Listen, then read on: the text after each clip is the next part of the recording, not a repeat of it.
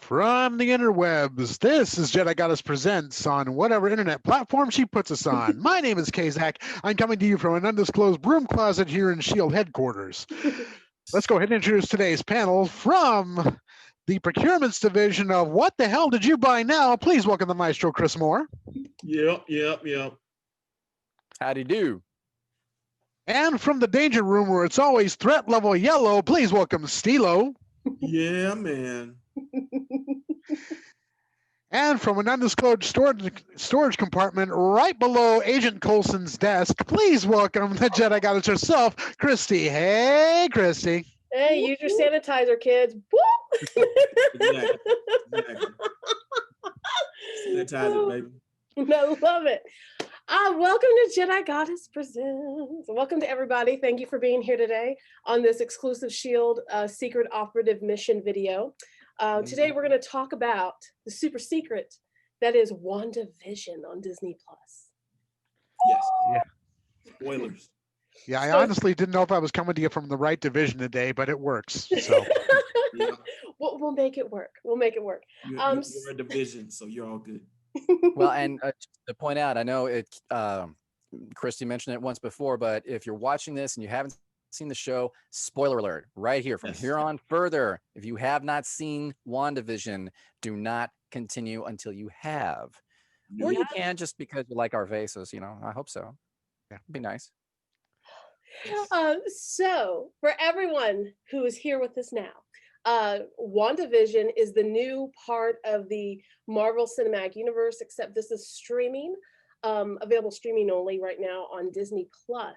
So I highly recommend it. They dropped 2 full episodes, 30 minutes apiece. And this tells the story of Wanda Maximoff and the Vision, Wanda also known as Scarlet Witch. So we will go ahead and start this table going. What did everyone think of it? First of all, let's just get that out of the way. I really liked it. I thought it was a new and different way to go. I think a lot of people were kind of unnerved by it because it was like an odd way to go. But I think that was more because, we went a year without any kind of Marvel thing, and then we came with a movie, some kind of movie, a less of a movie thing, and more of a TV show. So. Right.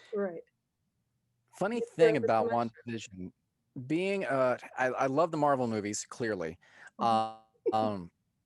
And yeah, we've been starved for a bit of a Marvel Cinematic Universe thing. There's reasons why WandaVision can work from inside that cinematic universe, but judging it separately, yes, it's unique, but it was also jarring. It needs to get somewhere fast because within those 2 episodes, you have this juxtaposition of sitcom existence and what questions you have because of it. And then the weird Twilight Zone moments that pop up in and out of like the 3rd act of the show, or the 3rd or 4th act of each episode.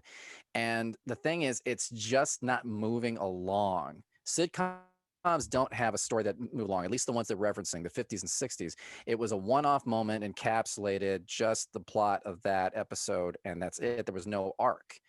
But there's usually an arc to Marvel characters, and there seems to be one that they're sprinkling in very sporadically, and it was just a weird off balance in each episode. I thought, as much as I was entertained by it and I'm intrigued, I want to learn more, it can't keep doing this. If the 3rd episode still feels like this, I'm going to be worried that it isn't going to be able to have any staying power. Okay. Konnichiwa. it's intentionally off balance. I mean, the whole thing is meant to keep you off balance. We get the feeling that while this is a sitcom world where everything is pretty and bright and fairly brightly covered in a two-tone world, something's wrong. You can absolutely tell on Elizabeth Olsen's face that something is absolutely wrong. Something's not right here.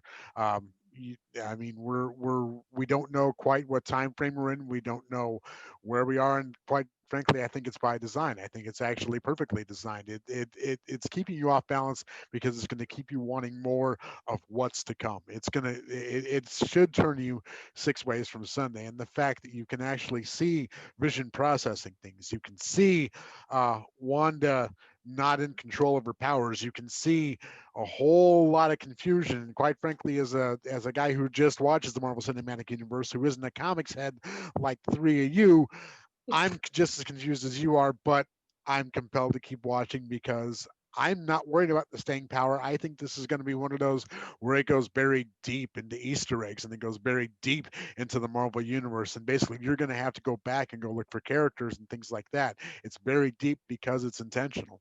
Yeah, I think when I compelling I think it's compelling because of that, but my problem is that it's not necessarily completely satisfying. It really just, give me more. Give me more that's going to push it forward. And those first two episodes, I didn't really feel like it did yet. I mean, for all the reasons you stipulated, yeah, that's a big compelling thing. But what's going to keep me in, but what I define as staying power of keeping me intrigued is if the next episode really pushes into giving us a little bit more, not giving me everything. I don't want it spoon fed. I just want some validation of my suppositions and compel me to ask more questions. It's not doing that in these first two episodes. well, I think what they said, because for some reason, like some people saw the third episode, and this is 9 episodes, and they've divided it up into 3 segments. And they said in the third episode, things start opening up. So I'm not really. I think what I really liked is just that they're coming at it in a different way, because like it's a really nice kind of parody of like saying this is Marvel moving to TV, Right. so to speak. It's kind of like a nice little intro of like, hey, look, we are Marvel. We're trying to go here, but now we're going to make the transition to a bigger epic storyline. And I think it's like an interesting introduction to what's happening. So I I'll loved it. definitely I'm going to jump in here now. I loved it. I loved it. So I'm a fan of Scarlet Witch already as a comic book character. And so I know a little bit about the comic book history behind this. And specifically, I'm going to House of M. Okay. break it House down. of M. Highly recommend. So on this one, so just let's focus on what we have with the show so far. I think saying Twilight Zone is perfect. I think that's a perfect analogy for this. I think saying that this is that very much like that Donna Reed, Leave It to Beaver, almost perfect thing. You can tell with Wanda, she knows something's wrong. There was plenty of Easter eggs in there too, of little things. But let's just focus on her for a second and her interaction with this reality that we're seeing. You can tell she knows something's wrong, but she's pushing back against it. When something comes in, specifically when you see that person come out of the manhole, she says no, and she rewinds it, and all of a sudden now they're expecting a kid. Completely deflects from the reality of what's actually happening or something she's seeing. So that very much plays into the House of M story, which I'll get into just a little bit. I won't get into a big explanation of it, but just to tell the backstory from the comic book end. 2005, Brian Michael Bendis, who's epic comic book writer, wrote the House of M series. And basically it's the story of how Wanda Maximoff breaks down, finally loses control of her mental capacity, and thus throws her power into a crazy surge. Now, if you're not familiar with the comics side of Wanda and just know her from the MCU, I will say in the films, for me personally, I thought she was very underpowered. Same for the Vision. Because Wanda is considered an omega mutant. She's like a living god. She's up there with Professor X as far as powers and abilities and Dark Phoenix and things like that. So she actually can rewrite reality, but she can even get rid of all humanity if she so chooses. And what House of M explores is the idea of her finally breaking down and realizing the thing she wants, she's lost too much, and it was too much for her to handle, and she lost control of her powers. And that's the story of House of M, and it kind of ties in a little bit. Now, with the MCU, they don't do an exact extraction from the book to the film. They do kind of a cherry picking thing. So I think with this one is they definitely pulled from House of M, and it's very clear. And she also had 2 kids in House of M. And then if we see the trailers for WandaVision, you see her and them having 2 kids in that. That's a little call to that. So there's definitely hallmarks of something bigger here, some reality, mind altering. She wants to stay there forever. She loves the happy family, white picket fence reality. Because you got to keep in mind the MCU, she's already lost her twin. They wrote her in the MCU, she's an orphan. Even though in the comic book she's not an orphan, she's the daughter. Her and Pietro, who's Quicksilver, are the twins of Magneto. But since of the Fox rights thing that happened years ago, they kind of split the characters in a very weird way. That's why you see Quicksilver in X-Men played by Evan Peters, and then Quicksilver played by what's his name, Taylor? Oh, I forgot. Taylor Johnson. That's it. As played by him in the MCU. Now, if you look at the cast of WandaVision, Evan Peters is listed as a cast member. So that could mean Quicksilver from the X-Men universe might come in. Now, Evan Peters may place a completely different character. That's completely possible. That's how they mess with you. Or he could come in as Quicksilver, and now we have a multiverse kind of thing going on. So I think we're going to find, again, that cherry picking, little different elements of things as well that come from that. Well, I think one of the things they never really referenced was that the Vision miniseries, and of just how Vision tried to grow up in the neighborhood and tried to see what it was like to have a family. Yes. And that was another cherry picking element that they pulled from it, and that kind of added to, and it's like a strange combination of what's going on. So. And that was the Vision. That was the Tom King series that was written, I think, 2015, where Vision, who is a synthioid human, basically in comics, he's powered by solar energy. But in the film, they have him have an infinity gem.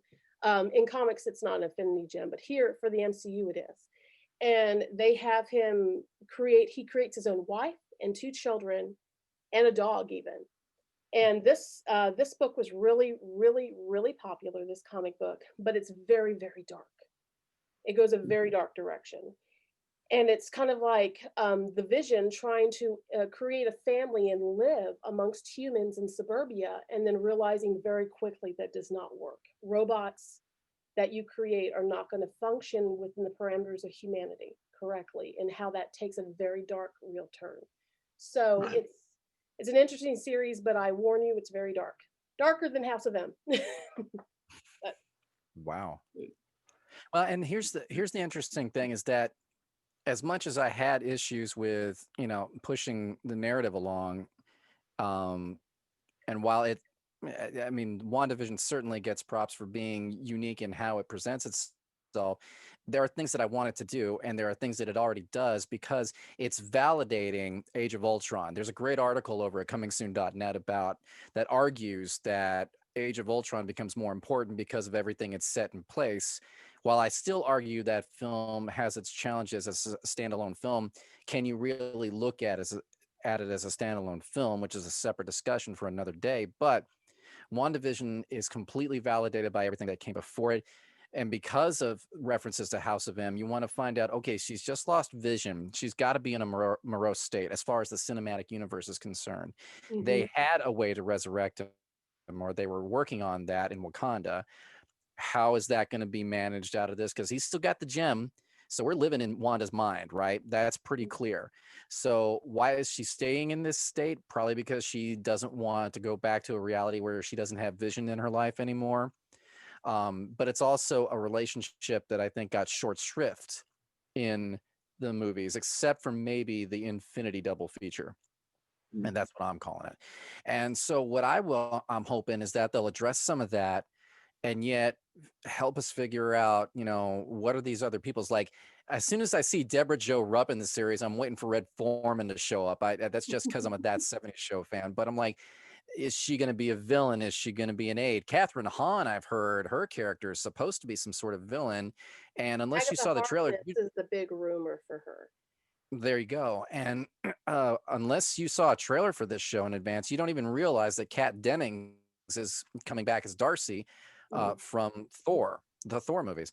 And And what role is she Rambeau, gonna play? yeah. Where is she now? And yeah, and we got her in the second episode, which was so cool. So it's pulling all this stuff in from the rest of the MCU. And so it's got all that vibe going. And as a fan of this, I'm like, okay, give me more. And I'm hoping we're going to get it. Konnichiwa. Well, I think that there's two constructs here because I don't think we're just living in Wanda's mind. I think this is a fan theory that I think we're also looking at an artificial construct with Vision. You have to take into account that little thing at the end where you see who's watching them, and that's SWORD, SWORD, and again, is non-comics head. I don't know this one offhand. It's an acronym for Sentient Weapon Observation Response Division. So what that tells me is that not only are they looking and watching Wanda, they're also putting in artificial constructs into Vision, having him compute and work. Because again, like I said, that's an expensive piece of technology that you don't just throw on the recycling bin. You actually have to make it work. Right. So I think that we're not only seeing Wanda's mind, but it also could be an artificial construct within Vision as sort of a protector. You take into account things like shows like Red Dwarf or things like that, where you have artificial constructs making protections and things like that. Well, yeah. That's a very good theory. Yeah, I love that. I think that you're seeing two constructs in not just Wanda, because they're also working with her, but they're also manipulating Vision. So I have to wonder whose side these guys from SWORD are on. And that's interesting. I want to know, because from what I've seen from other pieces of Marvel, and guys, school me on this if I'm wrong, but SWORD is supposed to be the next offshoot of S.H.I.E.L.D. in some respect. Essentially, they're similar. They're basically SWORD are good guys, but they handle the intergalactic technology aspects. So S.H.I.E.L.D. is Earth. Anything above Earth and into the galaxy is going to be SWORD. I mean, like the way they're planning it, the way they're trying to bring Secret Invasion into play and everything. That's like the venue for like Skrulls coming in. Right, and in the Avengers animated series that the Disney XD channel did a few years back, they definitely, everything that we're hearing now about how Kang has been cast outside of this, and we'll see that in other movies, and how Secret Invasion is a big title that was announced in the whole of what Disney's got planned for Marvel when it was announced late last year. All of that seems to all make sense, plus the fact that we've been told WandaVision is supposed to dovetail completely into Doctor Strange and the Multiverse of Madness when it comes along, and certainly into Spider-Man 3, which was like, okay, with everything they're bringing back. Charlie Cox has been reportedly seen on the set of the third Spider-Man movie that's coming. So this whole like crashing of the different worlds, we all know it's their way of trying to rectify the Fox Marvel legacy and the Netflix Marvel legacy and combine them all together. Whether or not they do in a satisfying fashion, that's yet to come. But if they've got this great setup with all these references, that's a real possibility, I think. Right. Plus, we already know from a post-credit scene that Nick Fury is off planet. Yeah. Yep. So, needless to say, we're going to space, kids. Well, I'll say this too. So, okay, this is a total nerd thing, but someone captured a screenshot of this. It was the bottle of wine that was being poured in the dinner scene where they're preparing dinner for the boss in the episode of WandaVision. And on there, the bottle of wine says Maison de Mépris, which basically means house of contempt, roughly in French. And it has a big M on it and a very similar font to this M. So a lot of people are like, oh, so it's like, it kind of means against the natural order. People are speculating that was something. There's like definite Easter eggs in this. I'd say another thing is, of course, Catherine Hahn's character, implying that she might be Agatha Harkness. And just a quick who she is. She is a very powerful witch who's supposed to be from the Salem witch trials from that time.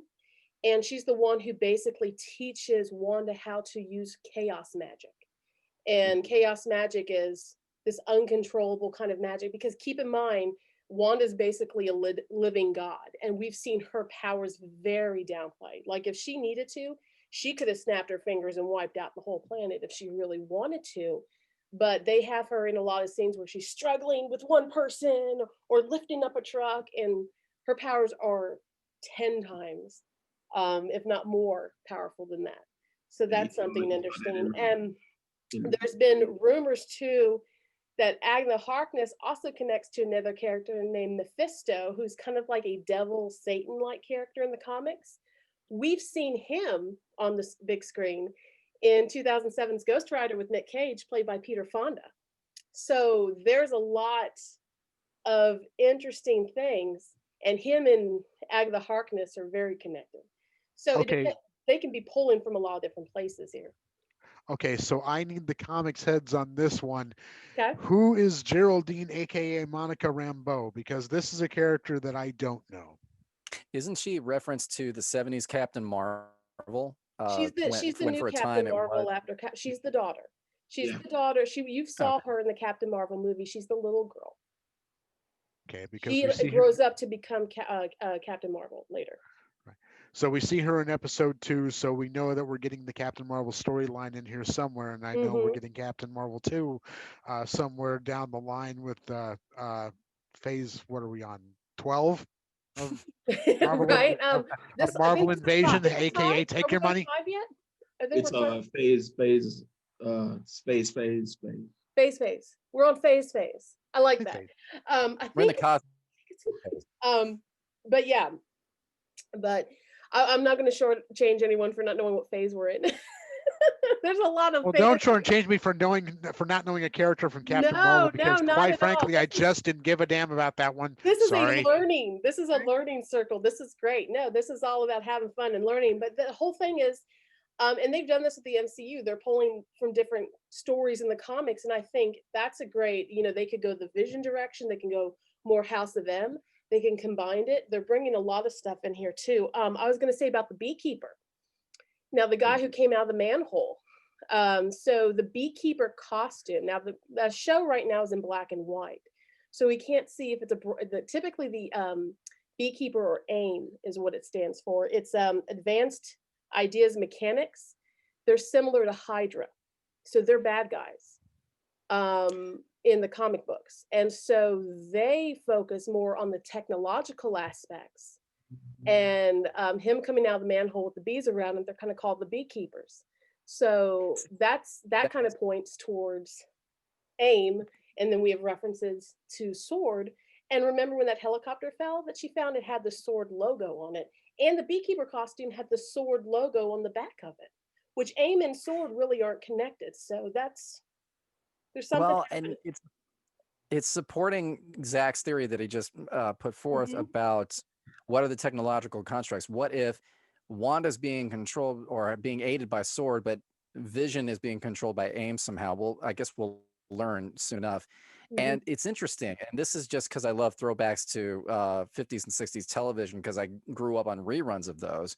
So I get the whole Bewitched and I Dream of Jeannie references. I get the animation references and the Twilight Zone references. But when they made their own commercials, and the first one references Stark Industries, and that's the same episode we get that those references to Sword.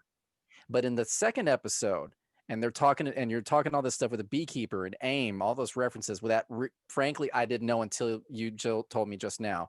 But here's the thing: they had the commercial, and it references a watch from Strucker, and it has the Hydra logo on it. Yes, and so Strucker is the scientist who we play by Thomas Kreischman in Ultron, and then other Avengers films, of course, but mostly in Ultron, we saw a lot of him. He was the one who was head of the experiments that they did on Wanda and Pietro. And like the funny thing is, like, I remember somebody said the reason why they did that is because he kind of referenced them because he was there for them all the time. In a weird, strange way. No, we did see him. We saw they showed that he was killed in his jail cell. If you remember that, they did show a reference on an iPad. Maria Hill had it. And she showed it to, like, oh, we can't ask him any more questions anymore about who these twins are. But again, people come back all the time from different things, or it may have been an illusion. Who knows? Number one rule of storytelling: until you see a real body with absolute proof that it's dead, character ain't dead. Exactly. And that it's one of those cheap things that is a trick. You can I bring don't know somebody that, back man. anytime. And it's So I will, comics, so even if you did see a dead body, it wouldn't matter. They could just magically bring him back. I I'm will say saying that too, if they people just very die and intentionally have these Easter eggs in there, and it could be to throw people off too, or just really as nods to things. I saw both episodes twice, and I think when they showed the magic cabinet that he was messing with, Mhm. that big sparking thing, I didn't realize that was the Mind Stone, a symbol of the Mind Stone, and I was just kind of looking at all this stuff going on, and I realized one of the things that was really interesting was there were no kids around. Mhm. There were no kids around, and until she was getting pregnant. Right. There was that, and another thing that got me was that the reference of roses. That was interesting to me. Like when you look, they were talking about her rose bushes. They were talking about when you look at her shirt, she's wearing a shirt with some roses on it, and there's a lot of references like that. And I'm trying to figure out, what is the representation here? Just because of his red, or is it because is it blossoming? What is it? So it's interesting to try to wait and see what's going on. But I know there's a lot of people that'll be impatient with that. So. Now here's the And there's a thing. lot of great connections there. Yeah. And then there's that disembodied I'm voice sorry, through the radio. Oh, you're great. There's that disembodied voice through the radio that says, "Who's doing this to you, Wanda?" So that's interesting. Where does that lead to? Yeah. And there's also something subtle there. And then maybe I'm the only one who would make this connection, but the whole idea that it's in black and white and it becomes color at the end of the second episode, right? But you saw those little touches of color, like whether it was the red dot on the Stark Industries toaster that they Yeah. introduced, or little subtle places in the first episode, way more in the second. To me, that's like a reference to Pleasantville. I don't know if you guys caught that, but anytime it was a real sea change when television went into color, because that was also a reference to the complexity of our society. So if anything, and maybe this is a reach, Zach, I'm waiting for you to debunk my theory, but I really think that that's, even if Wanda's creating it for herself just to keep Vision with her longer from the dramatic aspect, or if it's something more nefarious from outside this mental construct, the idea of bringing in color and suddenly bringing in that complexity, allowing that in this world they've created for themselves, or they're existing in, is probably a lot more subtle than it needs to be for this kind of series, but it's going to be that kind of reference. There's precedent to expect that kind of thing, even in the comics. Yeah. Colors popping up only when Wanda's in danger. Yeah.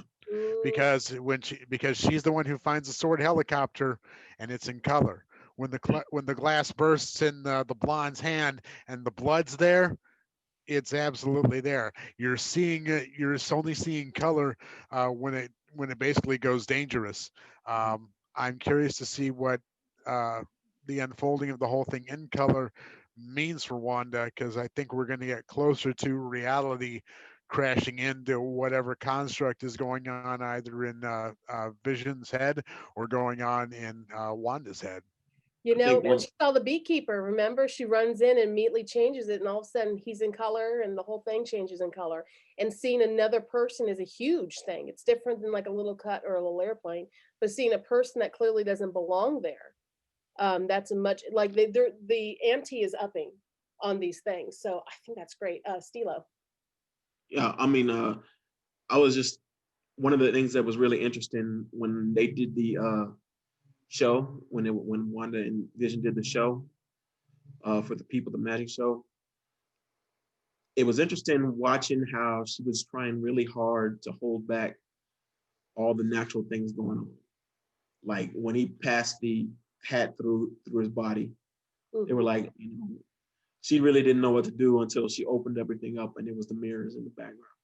She was the one who was trying to explain it and make it, oh no, this isn't magic, this is real. So she was going out of her way to make people think that this was her world together. Using the magic to fake it. I mean, color is definitely her spidey sense, just to set, just to coin that phrase. But that was on in and of itself within the context of their sitcom moment. That was funny. I mean, when the show is really when it's funny, it seems to be very on. The first one was a little stiff, but you kind of expect that because it's got that Dick Van Dyke vibe. Yeah. But the second one was much funnier, especially that whole magic act and how they played that out. That was actually, I thought, very well written. Yeah, kudos to Paul Bettany and Elizabeth Olsen for pulling off some really actually masterful comedy. And also kudos to the writer for writing this. Okay, this is off, but it's off, and you're going to find out why later on. It's And they it's still both of entertaining. them fully jumped in 2 feet into this plot, into this writing. And you can tell they, as someone who's watched a lot of Dick Van Dyke and loves older television, and I Love Lucy and all that, it was great. My Three Sons, Leave It to Beaver, watched all this stuff, and it just has that vibe to it. And I like how it kind of went from 50s, the first episode, then to the 60s, because now she's wearing pants, her hairstyle is a little more modern. And now I think we're going to go to more 70s now coming this. Yeah, third one is going to be the 70s, and that's when it's going to start to open up, is what they're talking to do. Because this is Act 1. Okay. It really is. I love it. All right. Yeah, So, and I just want to give, like I said, go back and watch those opening credits. Just the amazing animated sequences that they did to introduce these Yes. sitcom sequences. They're amazingly well drawn. Seeing the animated sequence of Vision getting the gum stuck in him, that's absolutely fantastic. Oh, I adore really that. well done. It looked really like Bewitched, man. And big shout out to the composers. You had the Lopez's, who were behind the songs from Frozen. They wrote the title theme song for WandaVision, the first episode. And then Christoph Beck, who has already got some great street cred in Marvel history from writing really, I think, one of the best Marvel Studios movie scores with Ant-Man. He came in and just really got behind the vibe of the score for this series. By the time you get to the credits, you're probably skipping to the next episode. But if you stay with it, you hear all these different cues, and they definitely perfectly marry all of these images we've just described. Yep. All right, guys. So final thoughts on WandaVision. I think it's not going to be the immediate. I think this is a new venue for Marvel, and they're trying to set it up. So they're trying to play it like a movie. So it's not going to be the immediate, we're going to get a story every time. So I think they're trying to build something up, and I'm willing to be patient for it. So I liked it. Love it. Maestro. They're finding their feet. Yeah. And that's great. But they better get somewhere. I mean, like this third episode, if it is truly going to open things up, it needs to get there sooner. And honestly, I don't think every episode should cut across a sitcom. Like if we're in like the fourth episode and they're doing 80s and the fifth episode doing 90s, the gimmick's going to play out. It should really be, if they're going to play it out in the first act and let it be fast and get wherever else it's going to go. But kudos to them for, all the parts that I didn't know until having this discussion, for the greater complexity that it shows, the greater skill that they showed. But at the same time, they really the slow burn is only going to last so long. But maybe that's the benefit of them doing it that way, because it's making me want more. And that is the goal. I love it. Konnichiwa.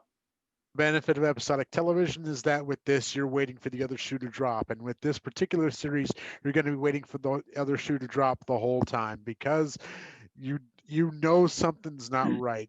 Especially in these two characters' world, that something isn't right. And looking to see the final breakdown of what's going to happen to Wanda Maximoff is something that I'm certainly looking forward to. I'm in for the series. I'm okay with the slow pacing. I'm okay with the parody, and I definitely want to go back and look for Easter eggs, because again, I'm not the comics head you guys are, so I'm not going to recognize it all. So getting you guys to explain it to me certainly helps. All evidence to the contrary is you've held your own pretty good on this discussion, I gotta say. Oh no, you all rocked it. I loved it. I have to second Konnichiwa on this one too. I'm excited. I was excited before. I am not disappointed. I love the throwbacks. I'll say a couple points real fast. I love that the nod to it. I even had a discussion with my mom. that said she would love the first 2 episodes of this. Because that was her generation. And I will say this, Disney Plus did a really cool thing. They did something called Disney Legends. There's 6 and 7 minute little short videos that surmise who the characters are. So instead of having my mom sit through 6 to 8 Avengers films, I can just have her watch that 6-minute clip, and then she has a pretty good idea of who Wanda is. And the 7-minute video is of the Vision. So she has an idea from the MCU who they are and how it correlates. I'll say this too, for people who want to read about the comics and get a little information on this, House of M, Brian Michael Bendis, it's 8 issues. You can find it for free on Hoopla with any library card membership. Also, I recommend getting the Vision, also available through Hoopla. So pick up both of those if you want to just do some reading on your iPad or from local library, or buy it from your local comic book shop. And those are the 2 I recommend. Those will get you a pretty good idea of where we're going. Definitely highly recommend House of M. So, all right, guys, what a great episode. I'm so excited for the future of WandaVision and seeing where we're going. Thank you so much, everyone. We're going to go ahead and jump out. And till next time.